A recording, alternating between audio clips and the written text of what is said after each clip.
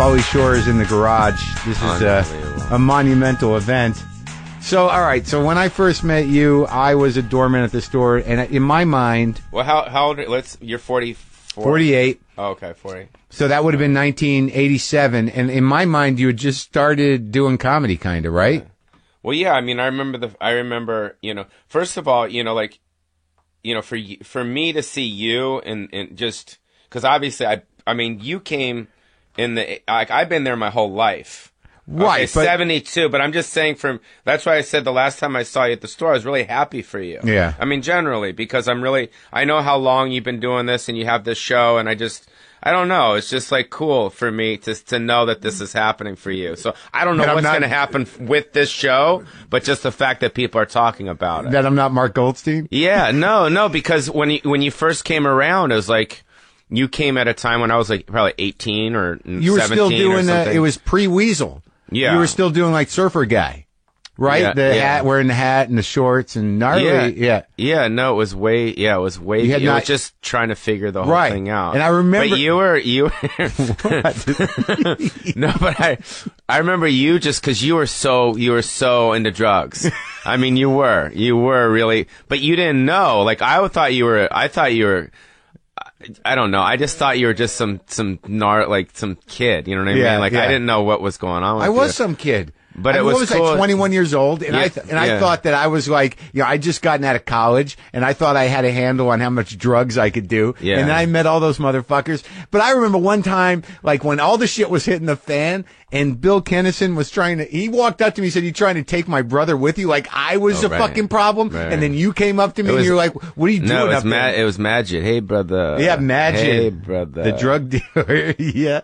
But yeah, I just remember seeing, you know what I mean? You're around my age, but you were, How old are you? I'm 44. So I was only like that 4 years older than you. Yeah. So, but it was cool. It was just like, but we were also obsessed with Sam, let's be honest. But you weren't initially. Well, yeah, I was, because when I first saw him was probably way before you saw him, because that was it was the Comedy Store in Westwood. You were a kid, yeah. No, but it was Westwood. But were you doing comedy yet? No, I was a short order cook at the Comedy Store in Westwood. So you're working for your mom at the Comedy Store in Westwood? Because I was a good cook, and I wanted to cook, and I wanted to make some money. Are you a good cook? I'm a very good cook, yeah. You just have a knack for it? Mm-hmm. All right, so you're working at Westwood. And that's where I first saw him, is when he came out with Carl, and then Mitchell Walters was there, and Joey Gaynor, and all those guys were at the Comedy Store in Westwood. Didn't Sam manage that place? He managed to fuck it up. No. Did he save your mom's life? Did he save my mom's life? Like, I heard that, like, Argus was choking your mom. Oh, yeah. There was probably some of those stories, yeah. You don't know those? You were a kid? You're going to take the I was a kid defense on that one? You know, Alan Stevens was the only guy I remember doing, like, La Jolla with the guy. Yeah. He was the only guy that would do, like, a huge line of coke and then go, okay, now I'm going to sleep. Yeah. Like, literally, like, he could just, it was normal. But he was the guy also that had the coke that he did and the coke that he turned people onto. Hysterical. he had two cokes. So that's when I first, saw Sam, and I was a short order cook there, and I used to feed him. And that's, that I always had extra food. I mean, you finished, I had. Wasn't he sleeping at the club? Yeah, I would let him sleep on the stage. I would literally, like, leave the door open for him, and he would just sleep on the stage. But yeah, that's he liked where I sleeping first on the met floor. him. And then, but I remember the first time I saw you is when he started going more to the store on Sunset, because the Westwood, as you know, was kind of closed. By the time I got there, the Westwood store was closed. Wow, interesting. So he was doing the Monday night thing at at the store, Sunset. Yeah. Okay. And I was hanging around. Then I remember you showed up, and you were like, "Well, that's Mitzi's son," and I'm like, "Oh, he's doing a surfer thing." And then I was up in the office once. Here's what I remember about Whose you. office? It was George. Who was the little guy that used to book? Remember the little dude? He was almost like a little person. Was his name George, or like he was some weird? There's been so many bookers, right? But it was in his office, and your headshot was up there, and it was one of those composite shots. It was 5 different versions of you with the little short order cook hat on. Yeah. I was so excited to get in the entertainment business. It's like I was literally the composite shot. But I was so excited. I mean, it was like when I first, I had a purple Jeep and I had my headshots and I was handing them out to people. Yeah, I remember. I was just excited. The Jeep. Yeah. But how does it all start? So where do you like? Okay, so from what you know, you still get along with your dad, right? Yeah. And how's your mom doing? She's all right, dude. Everyone, has different opinions about how she's doing. Some people are like, oh, I saw her. She looks great. It's like, no, I don't think she's great. Yeah. You know what I mean? She's had Parkinson's for a long time and it's just, it's one of those diseases that just slowly just deteriorates you. And for me, I hate seeing her that way because I always saw her kind of as everyone else saw her, which is just, rocking and rolling. Right. And it's terrible. How often do you go up there? Almost every day. Oh, really? I almost stop by every day just to check on her. Yeah. Is she cognizant? Pretty much, but kind of like if I said, Mom, this is Mark, he was at the store, she'd probably say, oh, hey. Right. But then if you said, yo, who's the president? She'd be purple. Like, Mom, it's not purple. But then she said that a long time ago too. So I don't know. I don't know. I think that inside she's okay, but it's hard for her to. I don't know if you know herself. anyone that has had this before, but it's so bad, dude. It's so, because you can see, like, in her mind she wants to say something, but her mouth just doesn't come out with it. It's so bad. And someone's up there taking care of her? Yeah, she's got, no, we just leave her alone. Get me off the floor, you piece of shit! You'll be okay, Mom. You'll be all right. Throw some food on the floor. Right, exactly. Oh, God. I know. It's fucked up. I'm sorry to hear that. And because I always wonder, because Tommy's making the schedule over there, and I made this joke. I said that, Mitzi's not even talking anymore. He doesn't even go up there. Yeah, because he's always saying like, oh no, she wants you to go on number 9. And I'm like, she doesn't. No, she doesn't. It's like, do you even talk to her? But Tommy, Tommy's been amazing, just as far as dealing with her and the whole. Well, he seems to really get the whole mythology of the store, and he wants to honor the history of the place. Yeah, he's I don't know. He, because I'd been there with him probably when he said that to her about you. Mm-hmm. You know what I mean? And so he's really genuine, and he's really trying to keep her involved as much. A joke. No, I know, but just keep her involved as much as she can be, and be What's your earliest memories of the store? How do you remember, like, your folks, breaking up and the fight and all that shit? Yeah, I remember. Well, it's the 40-year anniversary this year, so it's been 40 years. I'm 44, so I've been there since I was 4. Right. So hanging around? Looks the same, dude. I know. It's fucking the same. You don't have to tell me about it. So to me, it's like the same. It's just the same fucking place. No matter how many people have come in there trying to change it. Yeah. No, it's just the same. It's like an old myth, Well, I have this weird vision that, like, someone comes in and tries to take down the pictures, and they go back the next day and they're all back up again. Right. Like what? Like, what are those pictures back there? They're pictures of people that I don't even know. Do you know everybody? Yeah. No, I just remember. It's my home. You know what I mean? It's just like, I was born on the Strip, and that's kind of like all I know. You were born on the Strip? Yeah, on the Sunset Strip. At the hospital? No, just Hollywood. On the street? In Hollywood. Yeah, at the Hollywood hospital. Oh, really? Yeah. And now your dad. My dad's awesome, dude. Like 85, like still fucking doing But he was like, he was a comic when your mom met him, right? Yeah, my dad, because it's funny because there were so many different stories about how they met and and I wanted to get the real story. Cause and especially before my parents passed. Yeah. And I knew I couldn't get it from my mom because she's not doing that well. Right. You know what I mean? So I asked my mom, I asked my dad, how the fuck did you guys really meet for reals? And basically he was working Elkhart Lake, Wisconsin in the 50s. And my dad was doing a stand up, and he was there for the whole summer. Doing a dinner theater or something? Yeah, just the whole summer. It was like, he was the like if you were doing a cruise, he was the comic for the city, for the summer, for all of Wisconsin, for the whole summer, Sammy Shore is playing Wisconsin. Yeah, for the whole summer. All right. And my mom was the assistant to the owner of the place. The person in charge, the president of the camp or whatever. And my dad would have my mom type up his material because she typed. She was like the secretary. Right. And that's pretty much how it happened. And he would just type her material, and then he obviously had sex with her. Yeah. And they started dating that summer. Right. And then he took off and then got pregnant. She got pregnant. She got With pregnant. Scott? Yeah, with Scott, my oldest brother, Scott. So that happened before they got married. Yes, Okay. way before. Yeah, he was there for the whole summer, right? And they were dating, right? And she was the secretary to the owner. So that's crazy, right? That's funny, right? Yeah, it is. What's the age difference between who? Your mom and dad. Oh, like 4 years. Oh, so they're like, they're right there. Yeah. That's sort of a sweet story in a way. Yeah, it's pretty cool. And then he went on to, like, at that time, So my dad was, he was out on the road and he was just touring, and then she called him up and she said, "Sammy, I'm pregnant." So didn't he opened for Sinatra? Yeah, he opened for everyone. Elvis? Everyone. He was a Vegas guy. Well, first he just worked the road. Yeah. All the places, like every time I play these shit towns, all over America, which I personally fucking love. Yeah. I love the Toledos. I love the Ohio. I love all that. Yeah. It's like my favorite. Yeah.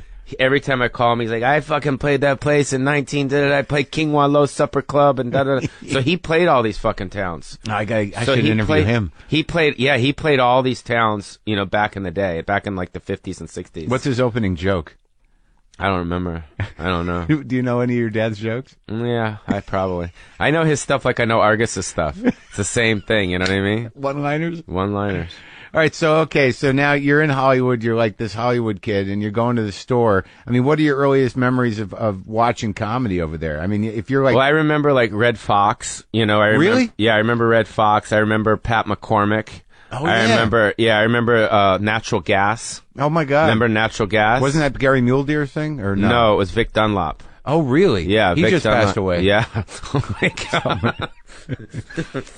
So, yes, but Dave Tyree was in Natural Gas. Yeah. He was the best. How great was Dave Tyree? I haven't seen him in a long time. Fucking awesome, Is he dude. still around? I don't know. I haven't seen him. But, dude, he used to get on stage in Westwood and literally be fucking wasted. Yeah. And he would get on stage in Westwood and basically start talking shit to the crowd and then literally walk off the stage and fall.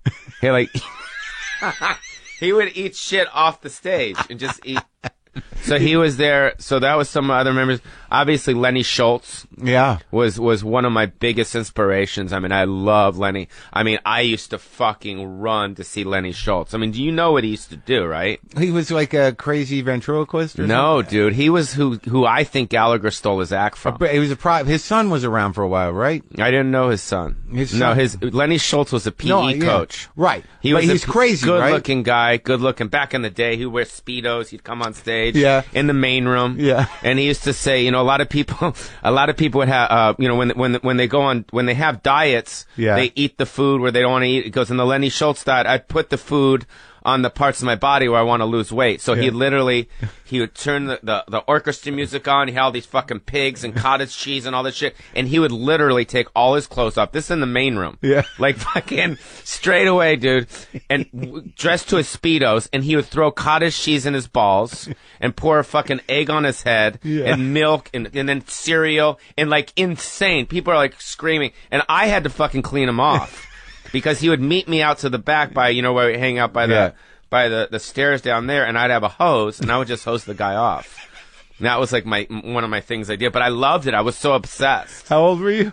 I was probably like, I don't know, 7, 8, 9, something like that. But I was so into it. He was so funny, dude. And you remember like Pat McCormick because you were the kid, so they'd all take care of you like you were the kid. Well, I wouldn't say they take care of me. I mean, but you were the kid hanging around. Yeah, I was there. No one treated you like an asshole. No, it was cool. It's just like I was there, but it was so those are some of my earlier times. What about Pryor? Well, yeah, of course. That was fucking weird when he would come in. But early on, before he got sick. Yeah, of course. Well, yeah, that's what I mean. Like when did in the 70s? Yeah, I used to see him. Yeah. Why was it weird? Because he was like Jesus. It was like fucking insane. It was like, holy shit. It was literally parting the sea. Yeah. And everyone's hairs would stand up. And when he would get introduced on stage, and I've never seen this to this day. In the OR or the main room? In the OR. Yeah. When he would get introduced on stage, and I still never seen this today, they go, "Ladies and gentlemen, Richard Pryor." People like almost thought like the fucking Messiah showed up. Everyone stood up. Yeah. Everyone fucking stood up. Like, no shit. Yeah. Like, people couldn't believe it, and they were like, every little thing that came out of his mouth was funny in some type of way. Yeah. It was weird, and he had this what was it? This overwhelming, like, heart on stage, and I don't know, dude, it was insane. It was crazy. Really? Yeah. It was so awesome. That's fucking wild. It was so wild. Like, and plus, Pryor's here, move. Yeah. You know, everyone would get out of the way. Yeah. He was always really sweet. He would shake every person's hand. Wow. You know, like when you get out of your car, take his time. He would go sit on the bottom of the belly room steps. Uh-huh. Oh, you know what I mean? Right the there. hallway? He'd have a cigarette right there. He would get his little cognac right there. My mom would usually sit with him right there, and they would just chill. Uh-huh. You know what I mean? And then, you know, when it was time for him to go on, he would just kind of walk over. He was always very slow and very mellow. I only saw him there once when I was there, and it was right before he got sick and probably after he had the accident. And I just watched him walk down that hallway smoking that cigarette. Yeah. And it was like you could feel the fucking power of it. He was. I guess I should explain to people who are listening that the Comedy Store there's 3 rooms. There's the original room, which is a small black box sort of room. There's the main room, which is like a Vegas showroom. And then upstairs there's the belly room, which is where I started working. And we had to drag people up who were leaving the main room to do the belly room. But that was originally put there for women. Yeah, it was my mom created it for women in comedy. That's where Sandra Bernhardt and Whoopi Goldberg got discovered by Steven Spielberg in that particular room. In the belly, it seems like, what does it seat, like 60, 80? If, yeah. A little tiny place. Yeah, it's a great room. Lois Bromfield. Yeah. Who are some of the other women of comedy? Nancy Redmond. Oh, God. Yeah, she was unbelievable. Holy shit. I used to live with her. Oh, I really? used to live with her. Where? At Crest Hill. She lived in the room adjacent. Yeah, and she used to go out with some weird fucking guy, dude. He's dead. Who was the guy? He's dead. Yeah, but who was the guy? The fat guy? Yeah, Norman, right? Was it Norman? I forget his name, but something happened. Something went wrong in New York. I don't know what. Yeah. And my mom loved her. My mom felt so bad for her. I think. She's still around. I mean, Really? Yeah, I mentioned her on a podcast, and I got a Facebook message from her. That's awesome. Well, how does that make you feel? I mean, in the sense that you always had a certain detachment from the place because you're always sort of bouncing around. You have that personality, but there's literally fucking hundreds of people where you're like, what happened to that guy? Yeah. What happened to Joey Kamen? Yeah, Joey Kamen. I know what happened to Joey. He was Kamen. funny. What about Billy Braver? You remember him? The guy who painted? No, Billy Braver. He was the guy that used to walk around with the lunch pail. I don't know what happened to all these Greg Hilbers was the guy that painted. Oh, shit. Yeah, Those I know. Those are just guys that I remember. I saw Unbelievable. Gaynor recently. He seems alive and well. Oh, that's good. What about Walters? Mitchell, I don't know where he's he is. He's the best. You love Mitchell. Loved Mitchell, dude. I have a great Mitchell Walters story. What? We were playing, it was my first time working with Sam at the Dunes in Vegas. And it was like the Outlaws or blah, blah, blah, whatever. It was like, you know. So this is when he like sued, I guess it was like Universal or after the Took movie. Yeah. That was right after I left, I think. And Mitchell was he came up to me. He would come up to me. And I'd be like, dude, I was like young. I was like 19. I'm like, dude, are we going to get fucked up after the show? He goes, yeah, me and you, kid. Me and you, we're going to get fucked up, da da da da. But you didn't do much. What'd you do? No, drink? Just party, do a little coke or whatever, you know, back in the day. And he goes, yeah. So then we did the show, and then sometime in between the show, he went out and gambled. Yeah. And then he lost all this fucking money. Yeah. And then I said, dude, after the show, let's go party. He goes, get the fuck away from me, golden child. You know, go see your fucking mom. I don't have time for you. I'm like, dude, what the fuck? It was so funny, dude. He was because he was all, you know what I mean? He was such a gambler. The story I heard about him, and I don't know if you know if it's true or not, is that, you know, when the shit hit the fan and they were cracking down on the drug dealers at the Comedy Store, they thought that Mitchell was like the kingpin because they had pictures of him with every drug dealer. Oh, God. Because he was buying drugs. He was so into it. I didn't really know him, and the only time I met him, he was not nice to me at all. Like he hurt my feelings immediately. Right. Because he was probably coked out or he just lost money. Yeah. But if he wasn't, if he won money or whatever, he was the best. I remember Alan Stevens was a complete douchebag to me for no reason at all. Right. And what about? Because I had given, I used to drive the fucking Jeep for your mom, and I have to drive those guys to the airport, right? Right. And one time I went and picked Alan up at the airport, and I took him home, and I was with Schubert, and we did some blow or whatever. And then like I saw him a couple nights later. I'm like, hey man, what's going on? He's like, what? You drove me from the airport? We're fucking friends? Oh, I'm like, that's awesome. All right. Yeah, okay, buddy. That's awesome. There were some pretty mean dudes around. Yeah, I mean, it was. What about Mooney? I mean, Mooney was there when you were like 10, 5. Yeah, Mooney's another late bloomer. You know no, what but I mean, late bloomer or what? But he was there. Like, I went to the fucking Comedy Store when I was still in college, just at night. I remember walking in there at midnight. He was doing that last spot for like 20 fucking years. years. That's my point. Is he's a late bloomer. A lot of people in the last 5-10 years have heard about Paul Mooney because of Chappelle. Yeah, of course, right, because of Chappelle. But before that, he'd been in the game, like you just said, for years. And all those dudes used to pull. Sam used to go in and they all sit there and watch him. Yeah. The room would be empty by the time he'd go on. There'd be like 9 people in there. Yeah. And Kennison would always sit in the back and watch him. Yeah. No, Mooney's awesome. You remember Binder? Of course. Mike Binder? See, I what's his history? Because I always thought he was so funny. Yeah, he was great. He had like a great, like all these guys had like a really good like 15. Right. You know what I mean? Binder had like a great 15. But wasn't he like 18? Or something. Yeah. He started off when he was really young. He used to take care of me a lot. I mean, that's pretty much what these guys did. My parents got divorced when my mom was around 40, and my dad took off, and my mom was just with the comedians, and I was pretty much left alone at the store. And Mike Binder was definitely one of those people that would take me to skate parks. Oh, really? I remember even going with Mike Binder to go pick out one of his brand new his first cars. It was like a silver Toyota, like a brand. It smelled awesome. He would take me to skate parks in it and stuff like that. But he was a great guy, Mike. Wasn't there some great story about him being out of control and pulling down the sign across the street or something? Probably. And then do you remember Ollie Joe Prater? Yeah. Yeah, he was. I think the strongest 45 minutes I've ever seen in my life. Really? Just straight, honest, just in La Jolla, just boom. Like every joke set, just like none. But he did the same thing, but it was funny. And he did this one joke. I remember he did this one joke. He goes, I dropped acid once, and I went up inside my girl's waterbed. I said, God damn, baby, you got a nice ass, but let me out of here. You remember that? No. When I got there, he was already kind of sick, and he was living in that shack at the top of the parking lot, and he was walking with a cane. Yeah. Didn't he have gout or something? Yeah. And your mom put him up in that shack up there? Yeah, he's another guy that would fucking just do lots of blow and lots of... And he was so heavy, too. So heavy. And what about, in Dice? You remember Dice when you were a kid? Of course. Was he nice to you? Dice was always cool, you know. Dice was cool, yeah. He's an interesting guy, right? Yeah. And Robin? What about Robin? Robin was interesting. Robin used to, before the Comedy Store offices were at the Comedy Store, they're at my house. So my mom, in one of the rooms at the house, so Robin used to come to the house and pick up his check. Right.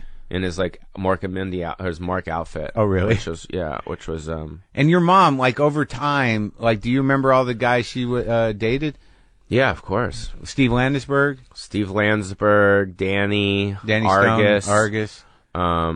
Who else was it? I think James Lee Reeves used to sleep at the house. Who else was there? Did you have some stories of like people sleeping at the house? But then again, whose mom out there didn't sleep with a lot of guys when they got divorced? No, I'm not judging her. I just think it's interesting. I know. It's just funny. It's just like, yeah. But Landsberg, he was a funny guy. I never saw him do stand-up. He was great. Yeah? Yeah. I mean, on stage, he was great. He was kind of a fucker to me. Oh, really? Yeah. Yeah, he was a fucker to me. He used to, I remember we used to go to this place in Hollywood. I think it was called Two Guys from Italy. Yeah. It was an Italian restaurant back in the day. And he always used to, I think it was me, my mom, and Steve, and we used to drive to the restaurant, and then like if I was whining or something, instead of like telling me to shut up, he'd literally tell me to get out of the car. Yeah. And he would drop me off in the middle of Hollywood Boulevard and just take off. And then he like leave me for like a half hour, dude. I'm like crying. How old were you? Dude, I'm like fucking, I don't know, 8, 9, 10. So he's a funny guy, huh? And then he would drive around and like they would like stare at me, and my mom was in the fucking car during this whole time, and they would stare at me, and then like finally like when they thought the time was right, they'd pick me up again, and he'd be like, "Are you gonna shut up now?" Pretty much, you know. That was pretty.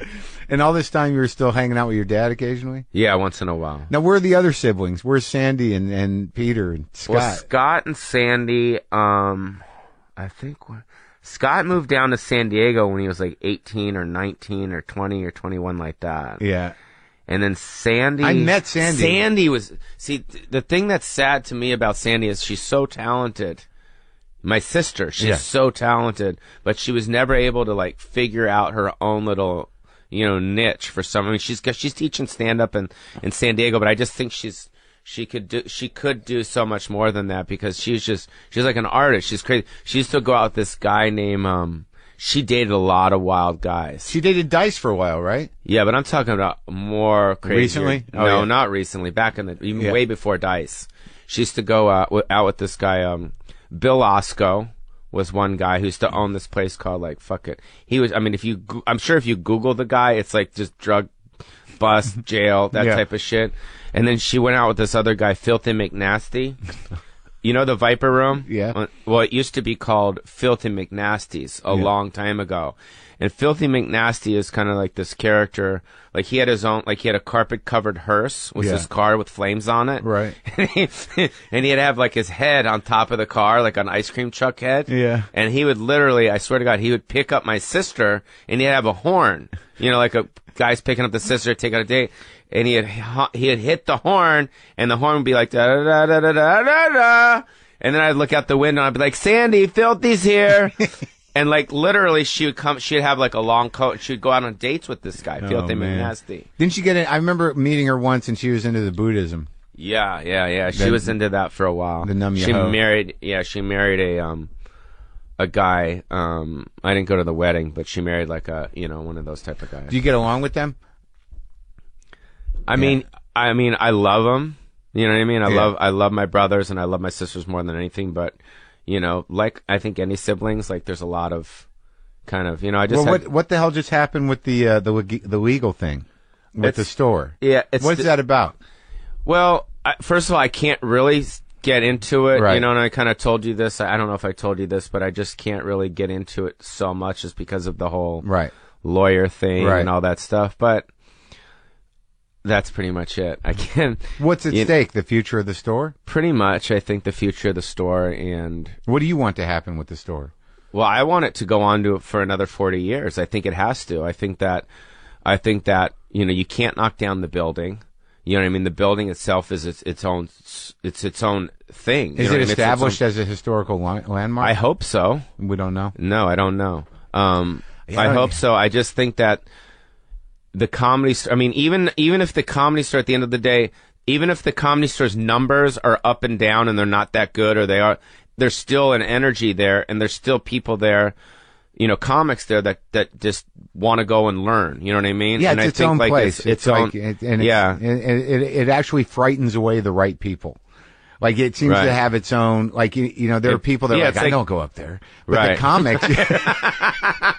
Yeah, it's definitely, who the hell it definitely brings out, it brings out darkness. Like, but it also brings out, like, your stress or your non-stress, or if you're angst, it brings that out more. If you're happy, well, that's what's amazing about it is that, like, you have the complete spectrum. It's like there were more goofy fucking acts at the store when I was there than I could even imagine. But yet, on the other side of the spectrum, there were some angry fucking dark people. There was not much middle. The middle guys always seemed to just float in and out. But the people that were married to the place were the people, carrying their acts on their back, or the fucking people that were yelling and screaming and angry and tapping into the dark. What do you think it is about that place? I mean, do you think it's haunted? What do you think where did that energy come from? I think it's from Ciro's. It was originally a nightclub. Yeah, I think it has that kind of. To me, it's like an old Mitt. Yeah, it's like the Whiskey or the Roxy. It's kind of got that old, or the Magic Castle, where it's just got that old kind of. But your mom embraced that. I mean, it's not like she redecorated the place. I mean, it's been black and red forever. Yeah. And all she did was, you updated the signs in the OR. I remember when you knew you were supposed to get off when Eddie Cantor lit up. Right. Wasn't Eddie Cantor in the corner? Yeah, I don't remember. Yeah. There's been so many. So, what was the trajectory of your career then? So you started doing the comedy when you were 17 or 18, and then you got your composite headshot, and then how did it happen for you? And then it was pretty much, MTV saw me in the OR. Mm-hmm. And then they brought me to Spring Break, and that didn't go so well. What do you mean? It just didn't go well. It was me and Christian Slater down there. Corey Feldman was like the man on top. Mm-hmm. He was like the guy that was getting. Did you know all those guys? Because I remember that one friend of yours. Whatever happened to that guy, Josh Miller? Was that his name? The dude who was in River's Edge? Oh no, Josh Richmond. Josh Richmond. Yeah, he's awesome. Yeah, he was a good guy. He used to hang out with his cane. Yeah. And Martha Plimpton used to hang out, and Donovan Leach used to hang out. Yeah. Like you were in sort of like a crew there, right? Yeah, Mark Bruiser. Yeah, Mark Bruiser. What happened to that guy? He still lives up on the hill. But were you locked in with those guys like Slater and them? Like, was there, like, cause I don't know what it's like to be a Hollywood kid. I mean, you were sort of like, running around doing Yeah, it was, my first audition was for Bill and Ted's Excellent Adventure. Right. That was, me and Donovan called me up and said, hey, I'm going in to read this. Would you like to play Bill or Ted or whatever? And my manager got me audition. So me and Donovan, we actually got to the end, and it was down to me, Donovan, I think Keanu and Alex and Josh Richmond was actually, because Josh was acting, and I think one other guy. And then after that, we just all started hanging out. And it was pretty much Donovan's an awesome guy. Donovan's like a really cool dude. And like his mom and, his dad was Donovan, the singer. I know. Yeah, I've met him a couple times. Nice guy. Yeah. And we always used to hang out at Donovan's mom's house off of Beechwood Canyon. It was just like a really cool, like to do. It was like we'd always have fucking tuna fish, and they were playing backgammon, and it was just like family? Lunch. Yeah, it was just like, it was almost like the Flower Child version of the Manson thing. Right. You know what I mean? Yeah. It was like the hippie. Yeah. Like, no tuna fish at Mitzi's house. Gefilte fish. Yeah. Gefilte fish. No, but it was cool because I used to always, me and Donovan used to always hang out. We used to go to the Odyssey. Yeah. Which was down on La Cienega in Beverly. And at Donovan's house, it was cool because his sister is Ione Skye. Remember Ione? Yeah. Yeah, you remember Ione? And she used to go out with, she went out with Anthony Kiedis for a long time from the Chili Peppers. And then she was out with Adam Horowitz from the Beastie Boys. That's her sister, the actress? Yeah. That's Donovan's sister. Yeah. Yeah. I didn't know they were brother and sister. Yeah. Yeah, and we used to fucking the John Cusack movie, yeah, right? Yeah. Say Anything. Oh, I didn't know they were brothers. Yeah. So we were all managed by the same lady, Barbara Binstein. Yeah. And we all used to hang out at the house, and it was just like this really cool, like, kind of hangout spot. Groovy. Yeah, it was really. So what was the fun. first movie? The first movie, I think, was became the Weasel. So you evolved from a surfer guy, when I first saw you, and then you became the Weasel, which was a little more broad. Yeah, but that didn't happen for a while after. I mean, I did a lot of stuff before MTV, before I hit on MTV. The MTV stuff, that's where the whole Weasel thing came out. Mm-hmm. And that's when I was like wearing my mom's clothes, and you know what I mean? I had my fucking shit when I was looking at Steven Tyler, and the whole pausing shit happened kind of on accident on the camera at MTV. What do you mean? Someone said that's good? Hey, no, I did it. I was, cause they were going, I think the first video was, it was Billy Idol's Rock the Cradle of Love. Yeah. And that was like my first video. And it was pretty much like, check out this video. It's going to be major. I said that. And we all watched it back and we all giggled. You know what I mean? Yeah. And then I just started pausing between all my words and shit like that. And that's when the right ditch. You know what I mean? And that was your hook. That was my hook. It just happened. It was almost like, remember that peanut butter commercial with the Reese's, where it just kind of happened. Yeah. It wasn't like anything, like I didn't know it was going to happen. But was your mom, when you did comedy, what did she think of your comedy? She was like, get the fuck out of here. She was like, get him the fuck out of here. You know what I mean? Get him out of here. I literally had to become like famous and known before she allowed me on the stage. I even got kicked out of the house, and I got my own apartment and all that. Why? Shit. There was a lot of turmoil between me and her for a long time. Over you doing comedy? Just my choices. Hanging out with Sam, me doing comedy, the whole thing. What did she want you to do? She wanted me to go to college. Oh. Well, your brother's a lawyer, right? Or an accountant, or what is he? Did he go to college, Peter? Yeah, Peter went to college. He went to a lot of different colleges. Oh, okay. So he went to colleges. And your brother's in real estate, right? Scott's in real estate, yeah. And Sandy teaches. Yeah. And she wanted you to go to college and be on the up and up. I guess. I don't know. How the fuck was how was that going to happen? I don't know. Maybe it was just, I don't know. I don't know. Yeah. But I think she was so stressed and so busy with the work and the store, she just didn't want to fucking deal with her son doing it too. Yeah. Think about it. She's 41, 42, 40. She's running this fucking business. Yeah. And then I'm fucking walking in her house going, Mom, I'm going to do this. I'm going to do, you know what I mean? Yeah. It's like, that's the last thing you want to do is like come home. My whole thing with her was like, her whole thing was like, just fucking make sure there's food on the table for me when I get home at 5. That's all I care about.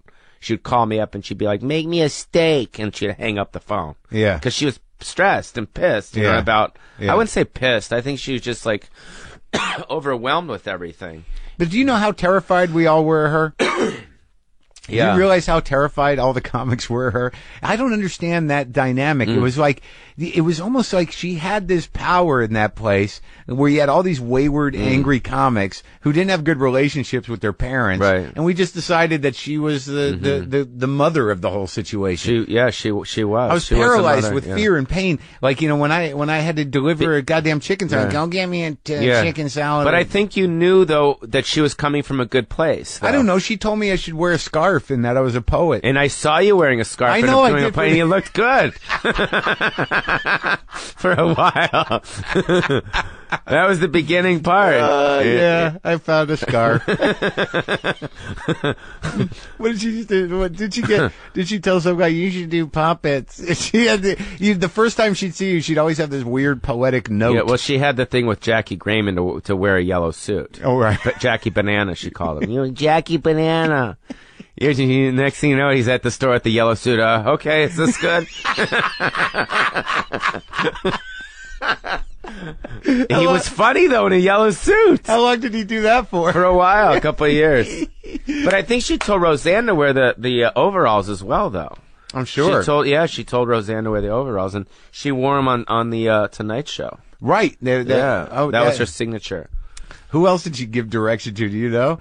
I mean, Roseanne, she was gone by the time I got there, and Jim Carrey was gone too. Do you remember those guys hanging around? Yeah, dude, for sure. Jim was pretty terrible, dude. Really? Yeah, he was just unbelievable impressionist. Like, holy shit. Like, he become the guy. Oh, yeah. I remember seeing him on TV. Yeah, because he would be, like, in Westwood, he would literally become, you know, transformed. Clint Eastwood. But the stand-up was just always kind of like, not that he wasn't funny on stage, but Didn't as a he do stand-up, contortions too? Yeah. As a stand-up, it wasn't really his thing. But he just became huge. Yeah. God, there must be so many. You don't even think about it? You never got that attached to him? They were just people that would come and go? I can't even imagine it, because when I go to the store, I feel so emotionally connected to it, and emotionally connected to even people like Goldstein and Danny Stone, because when I got there, I was so out of my mind, and then I got more out of my mind, so they all played characters in this fucking thing in my head. Like, and then when I'd start hearing about people, things going wrong and stuff, it's just sad to me. But you never got that emotionally attached to anybody.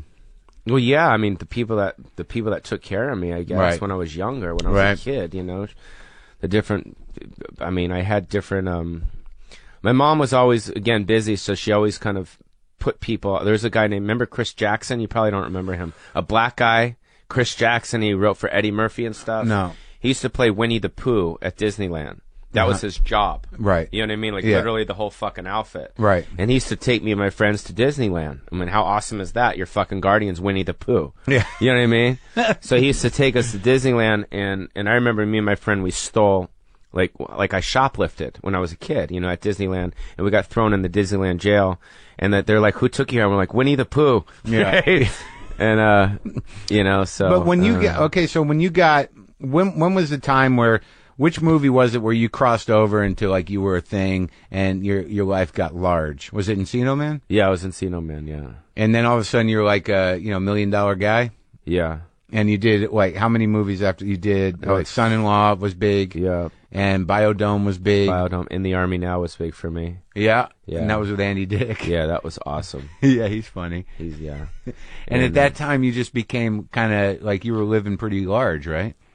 I was, you know what, I love to work, is why I still work. I work for no money. I work for some money. I just love to do it. So I was just loving showing up and memorizing scripts and the money, right? Actors. You were running around. Yeah, I made some money, definitely. And then you had that relationship with the porn star, right? Yeah, Savannah. Yeah, that was a really exciting time for me. That was a really exciting time for me because, the whole Playboy thing, the girl thing was an exciting time for me. How old were you? With Savannah? I was 21, 22. Because you weren't really dating, porn stars and playmates until you did the movies. Yeah, not until I got on MTV. Oh, really? That's when it started? MTV equals porn stars. MTV equals playmates. And MTV. also the Comedy Store for some reason equals porn stars. When did that start happening? Was that Sam who brought that in? That was Sam, yeah. Yeah, when Ron Jeremy started hanging out. Well, it was Billy Idol. It was that, it was Seika. You remember when Sam was all, it was just that whole fucking Seika. And then what was that other one that used to hang around? The one that Todd used to go out with. Oh God. Oh, so, Ginger Lynn? No. No. Oh, the one with the big tits. Yeah, there was that one. Yeah. Right, and then there was the blonde one. Oh, what was her name? God, what happens? Well, obviously, it got sad with Savannah. That was horrible. Were you with her when she committed suicide? No, I was, but I helped pay for her funeral and I helped take care of the family, and the whole thing was it was tragic. She actually used to go out a lot before me. It was Greg Allman. He was the one that kind of discovered her. Mm-hmm. And she, for me, like I grew up, in this environment. I never judge people. I've never been that type of person. It's like, if you're cool, you're cool. I don't care if you're fucking shooting crack or if you're, the president of the PTA thing. Like for her, like I just loved her. Like as a person, I thought she was really funny, and people were like, she does porn, and like I'm like, I don't care. She's really funny. She made me laugh. My mom loved her. Really? Loved her. She was like, my mom's, you should do stand up. Oh, really? You know what I mean? Yeah. Wear a yellow jacket. No, I'm just kidding. No, but my mom loved her. It's funny because most parents, like, you tell your mom that you're dating a porn star, most parents would be like, what? That's fucking disgusting, or da-da-da. My mom, like, embraced it. Yeah, your mom definitely had, some version of an open heart, because she was sort of a collector of lost souls. I mean, that's what that place is. Yeah. You know what I mean? I mean, I imagine that, how many do-gooder kind of comics are there in the world? I mean, did she, we're all a little damaged. She seemed to like broken toys.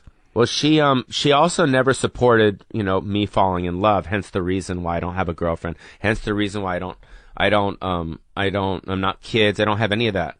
I'm not saying that I might not do it in the future, but part of that ghost is following you around. Right. But part of what my mom is instilled is that women are fucked up. You know what I mean? Like, they fuck with us. She said that to you, or Yeah, stay away from him. I'm like, Mom, I have a girlfriend. What for? You don't need a fucking girlfriend. That type of shit. Yeah. You know what I mean? Wow, didn't that strike you as odd? Yeah, but in a way, it's kind of true in a way, just because.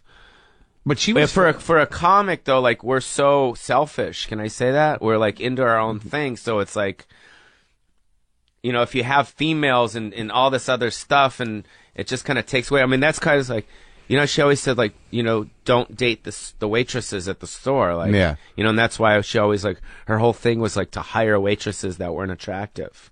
You knew that, right? No. You never knew that? No. Her whole thing was, if you remember back. Yeah, God knows a comic's not going to fuck an unattractive girl. That'll never happen. But but her philosophy was like, when the comic comes to the store, is to focus on their material and their thing, not to come to the store to try and get pussy from a waitress. But isn't it kind of weird, because she's no beacon of sanity, your mom. I mean, Well, I'm not saying that what she said was the right thing. Right. I'm just kind of like, but you think telling you the information. But you think it fucked with your head? Yeah, definitely. And you haven't found anybody you're in love with? No. You got a girl now? No. So when Savannah committed suicide, was that surprising? I mean, was she depressed? No, she told me she was. Really? Going to, yeah. She told me about. I think she told me, like, about it was probably about 2 or 3 months before she did it. Wow. I was at a party with her. Was she depressed, or she hated herself, depressed. or what? Yeah. She was like, she doesn't want to be a porn star anymore. This was like the laundry list of stuff. Like, she doesn't want to be a porn star. She's known as Savannah. She wants out of the business. She has a stalker after her. She's addicted to drugs. She said she's going to kill herself. I'm like, don't. I wasn't dating her at the time. Yeah. I hadn't really seen her in a long time. I was just kind of like, I bumped into her at a mutual friend's party. And so I guess she had been thinking about it for a while, I mean, there's nothing you can really do when someone's in that mindset. Yeah, I don't know. Why is it so hard for them to get out of porn? Probably because of the money. Yeah. You know what I mean? Yeah. And back then, like back then it was like taboo to fuck black guys. Right. You know what I mean? It was just like, it was like, or gangbangs. Like, you got to pay extra. Right. Now if you go on the internet, like, all chicks are fucking black guys. You know what I mean? Yeah. It's like getting fucked in the pussy is a weird thing now. Right.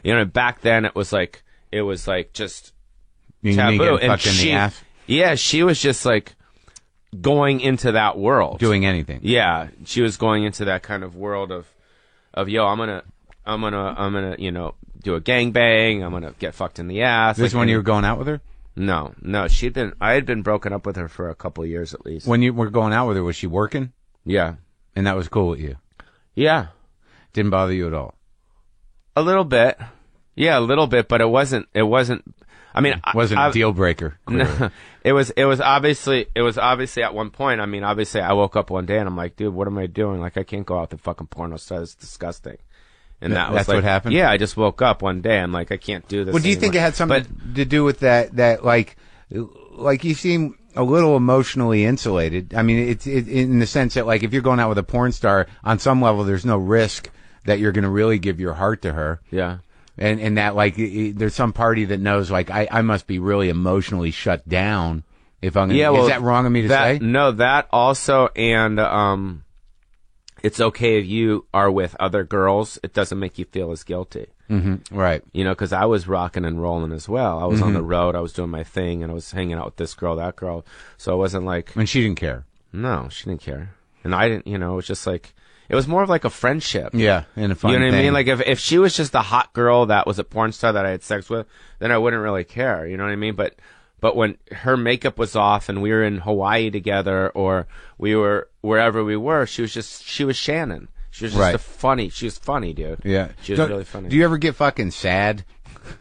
Do I? Yeah. Yeah, of course. About what? My mom. Yeah. Yeah, definitely. My mom, my family, you know, and you know, my dad's older and that whole thing, you know what I mean? My parents are in their 80s, dude. I mean, like, how great is that? Like, they're still alive. Like, I have friends. I was driving over here by Forest Lawn, and I have a couple friends of mine that I grew up with and went to Beverly with.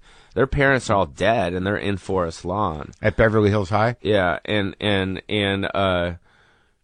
just the fact that they're still alive is an amazing thing. I mean, it's like, but it's... I don't know, you know, I've been attached to my mom and the Comedy Store my whole life. It's like my umbilical cord, you know what I mean? And like, but that's why I love touring so much. I love getting out to these towns, you know what I mean? Because I could be around just normal people. Is there a threat that the store is going to close? I don't know, dude. I don't know what's going to happen to it. I really don't. I'm not in charge. Peter's in charge of the whole thing, so I don't know what's going on. Hopefully it won't happen. But I'm as in charge as you are. You know what I mean? I have no power. Has that strained your relationship with him to the end? Yeah, of course. You know, I love Peter. I love him. You know what I mean? I love. He's got beautiful kids and his wife, but it's just, you know, he's not even live here, right? No, he lives in Portland. Yeah, yeah. So, but she made him in charge. So, do you know why she did that? I have no idea. I have no idea. Can't really ask her. No, I can't really ask her.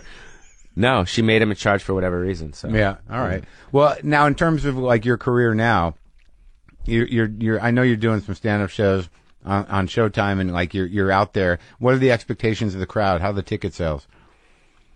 I think you do all right. Yeah, dude. Yeah, no, I just it depends for me. It's like I think that me and you, our audiences are different. You know what I mean? I think my audience is like. I don't stutter the same way. I have my own timing, but it's sort of like a lot of people are like, I thought you did that. No, no, I'm just talking about, like, I think you would go to San Francisco. No, and probably sell tickets. I would go there and I wouldn't sell any tickets. But then I would go to like Sacramento, you know what I mean? Or I would go to like these tertiary markets, these third tier markets, and just sell out everywhere. But do you find that do they look at you as a nostalgia act? I mean, in the sense that, like, they have these expectations because they grew up with you, and they're like, I think that's the first part, but right. I think after that, I think if it was out there that I was a bad stand-up, I wouldn't be still selling tickets here 20 years, 25 years later. Right. I think there's I have almost like I'm a politician. Like, I'm on the road all the time. I'm doing all the radios. I'm doing all the TVs. I'm hitting every market. And they're all my friends, all the radio people, all the club owners. I know them all by names. I make my own deals. I don't deal with agents, really. Yeah. You know. You just do door deals? Mostly door deals, sometimes guarantees. But I like door deals because it's all on you. Right. And I don't like to fuck over, you know, club owners, and I don't, you know what I mean? So if I sell tickets, I want to make the money. Right. If I don't sell tickets, then, you know.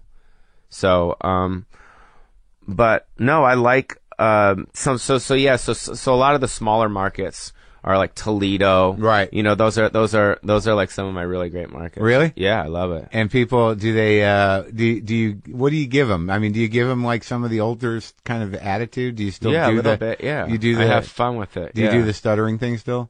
I have fun with it. Yeah, yeah. I give it to them just like little snippets. Right. You know, where I feel like almost like time traveling. If I'm on stage and I feel that's what, if I feel as a comic that's what they want to hear, then I throw that at them just enough, and then I move on. You know, it's kind of like a surfer. You kind of like gotta go around and feel. You know, and you're nice to your fans. You take pictures. You do the signing thing. After you're every not show. A dick. Yeah. No, after every show, I've always for years that's what I do. You know. Yeah. Who do you take out with you when you go?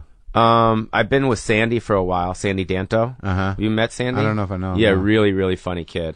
He looks like a little version of Ron Jeremy or like Jim Belushi or Andy Kaufman. Really, really funny. Yeah, really, really funny. Did Andy Kaufman ever do the store? I think he did. I never saw him there. I don't think I ever saw him. In all your time, like in your memory, like what has been the most heinous thing you've seen at the store? I mean, what angers you? Like, because I know when I was there, you were pissed off at all the drugs that were going on. You were concerned about Sam, and you know, you knew that there was a bad element there. And I know that when the shit really hit the fan and Sam started to hit the skids, that you know, there was another element that came in. There was like almost a gangbanging element for a while, wasn't there? Or am I making that up? No. I think at the end of the day, the Comedy Store is my house. You know what I mean? So when there's glasses lying around, or there's kind of like I feel like they're disrespecting my house. Like, I get a little angry. You know what I mean? But you never got angry at specific comics for specific reasons? I had a thing with Dice for a while. Yeah. You know what I mean? Because of Sam. Yeah. You know, because I guess he thought that I chose Sam's side. And then I asked him a while ago, I'm like, and this is years ago, I said, why? You know what I mean? Because, no, here's what happened. Because I did the movie Pauly Shore is Dead. And I asked Dice to be in it. And he said he wouldn't be in it because Sam was in it. And I'm like, Sam's not in it. A lookalike is in it. And it's like, and Craig Gass is doing the voice. Right. It's not really Sam. And he's still in it. Really? So that was like his beef with me. I was like, I can't remember their beef. There was some sort of challenge. I mean, I talked to Dyson here, and he was pretty great.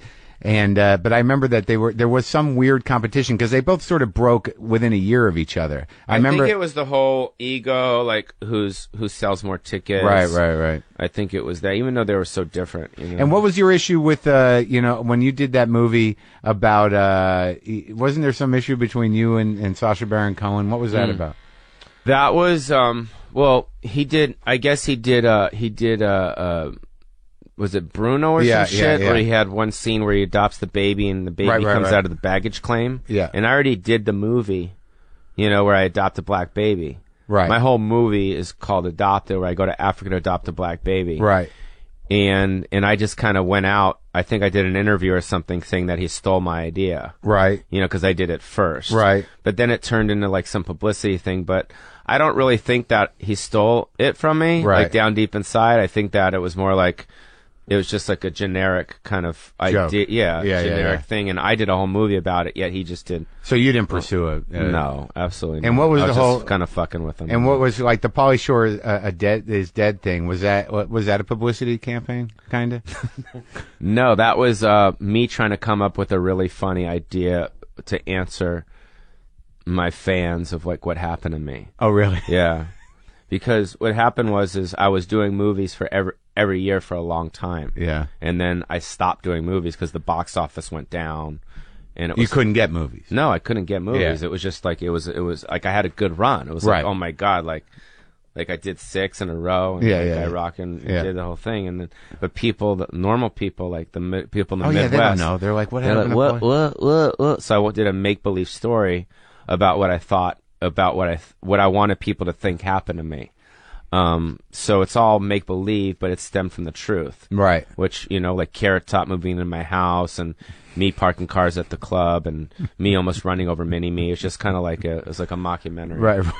You know? Yeah.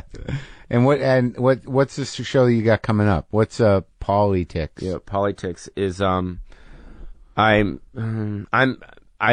politics. Yeah. I mean, maybe people might not know that, but like when I'm at home, like that's all I do is I watch these fucking idiots. Yeah. You know, just like, I mean, the whole thing's, it's like a popularity contest. But so myself and Showtime agreed, like, let's do the next special in DC. Right. So I'm shooting it at the 930 Club, and it's pretty much going to be comics and then me, you know, with politicians, news anchors. Like I'm talking to Larry King right now to do some stuff, you know, like he's doing stand-up. Not stand-up, but I thought he was. Oh, is he? Yeah. Maybe, that would be awesome. I hear he's doing stand-up. Maybe I can ask him to do some stand-up. No, he just did a stand-up show somewhere. Oh, wow. I didn't know that. Yeah. I was going to do a walk and talk with him. Yeah, well, he's great. Yeah, he's Who else unbelievable. Who else you want to talk to? I talked to Tucker Carlson yesterday.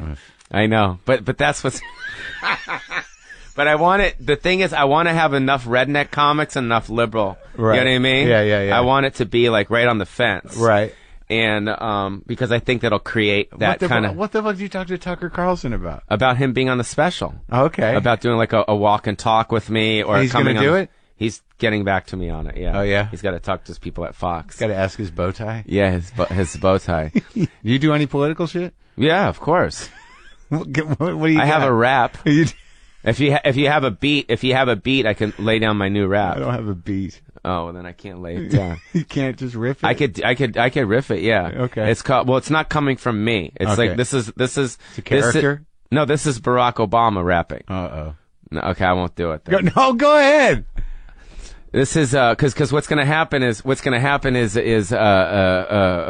Mitt Romney is gonna come after Barack about the economy. Right. But Barack is going to come after, or Barack is going to tell Mitt that he's going to come after him because Obama got Osama. Uh-huh. That's his go-to. Right. So Obama wrote a rap Uh-huh. that he's going to sing to Mitt Romney at the debates. Did you get Barack to agree to this? Yeah, well, no, he's here tonight. He's here right now. He's in the other room. Do you want him to come out and do it? I would love that. Okay. Yo, what's up, motherfuckers? This is Barack Hussein Obama. You got to give me some type of beat, motherfucker. I don't know. Can you do something?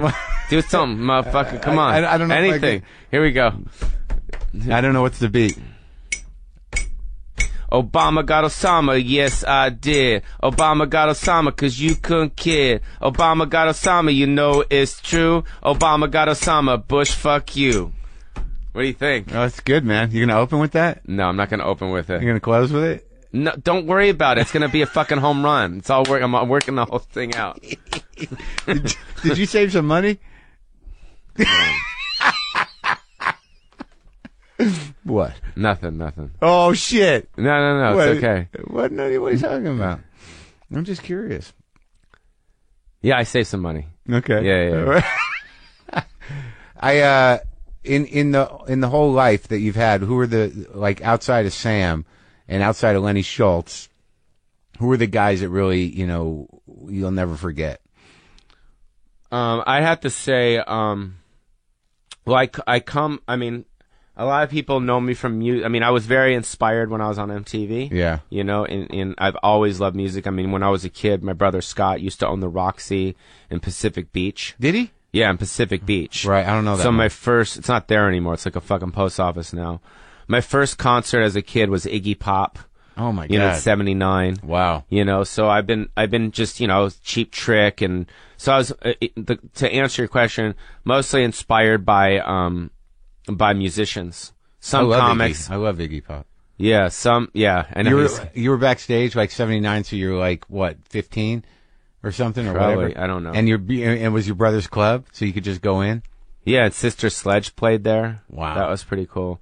So I saw The Clash a lot. I was very inspired by Joe Strummer. Uh-huh. I saw the English Beat open for The Clash in 81 at the Palladium. Wow. That was pretty sick.